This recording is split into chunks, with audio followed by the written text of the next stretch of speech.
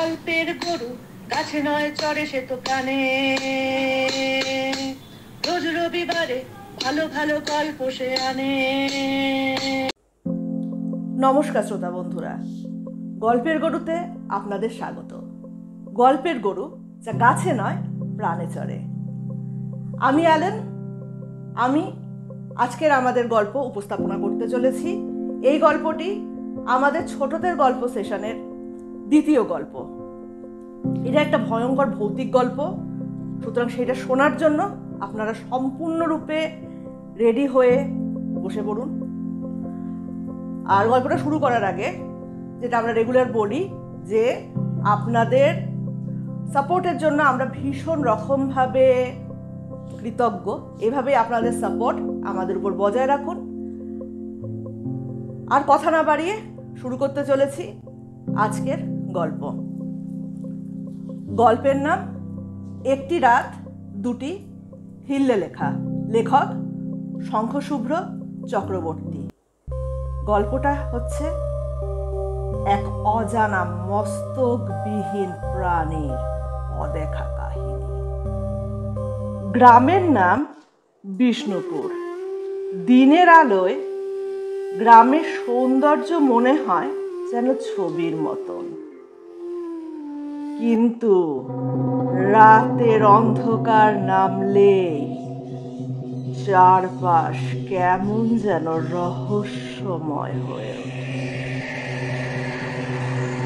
বিশেষ করে মন্দিরের পাশের বনভূমিতে গেলে বুকের ভিতরে এক অজানা আতঙ্ক ছড়িয়ে পড়ে। শোনা যায় সেই বনের গভীরে এক মস্তকবিহীন প্রাণী ঘুরে বেড়ায়, যার অস্তিত্বের কথা শুধু বাতাসের ফিসফিসানিতে শোনা যায়। অভিশপ্ত সেই সন্ধ্যা। সৌমিত্র, অয়ন আর রাহুল তিন বন্ধু। তারা সবসময় রোমাঞ্চকর জিনিসপত্রের খোঁজে ঘুরে বেড়ায়। একদিন সন্ধ্যায় তারা সিদ্ধান্ত নিল যে মন্দিরের পাশের সেই বনভূমির রহস্যের আসল সত্যটা তারা এবার উদ্ঘাটন করবেই। গ্রামবাসীরা তাদের অনেক বারণ করেছিল, কিন্তু কৌতূহল সব ভয়কে ছাপিয়ে গেল। তারা তিনজন হাতে টর্চ লাইট আর লাঠি নিয়ে বেরিয়ে পড়ল। প্রথম দিকে সব ঠিকঠাক লাগছিল। রাত বাড়ার সঙ্গে সঙ্গে শূন্য রাস্তা, পাতার মচমচে শব্দ আর অদ্ভুত ঠান্ডা বাতাস তাদের ভিতরে এক চাপা ভয় ঢুকিয়ে দিচ্ছিল। মুখোমুখি এক বিভীষিকা। হঠাৎ করে এক জায়গায় এসে অয়ন থমকে দাঁড়ায়। ওই দেখ,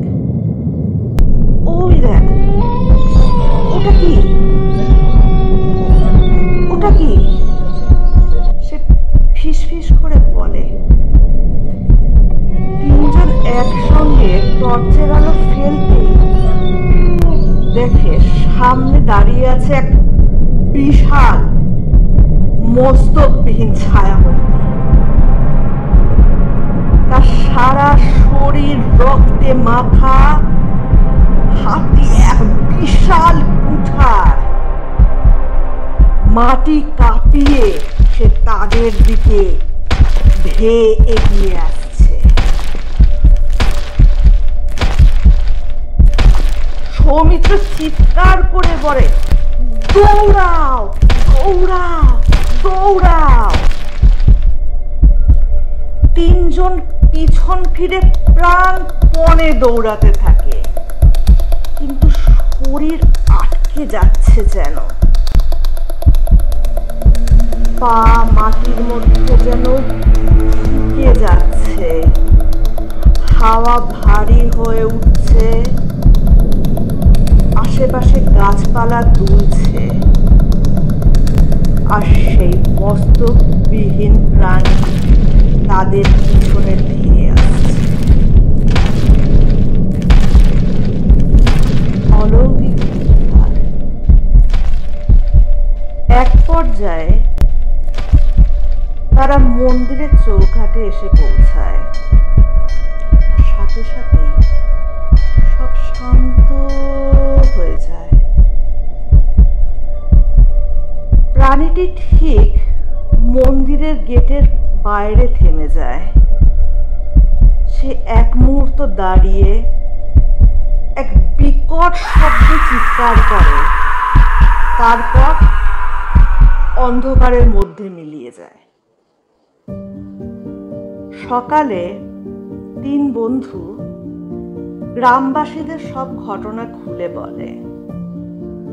তখন গ্রামের এক বৃদ্ধ জানায়, বহু বছর আগে এক নিষ্ঠুর রাজা এই জায়গায় অনেক নিরীহ মানুষকে হত্যা করেছিল, আর সেই হত্যাকাণ্ডের প্রতিশোধ নিতেই এই অভিশপ্ত প্রাণী রাতের অন্ধকারে ঘুরে বেড়ায়।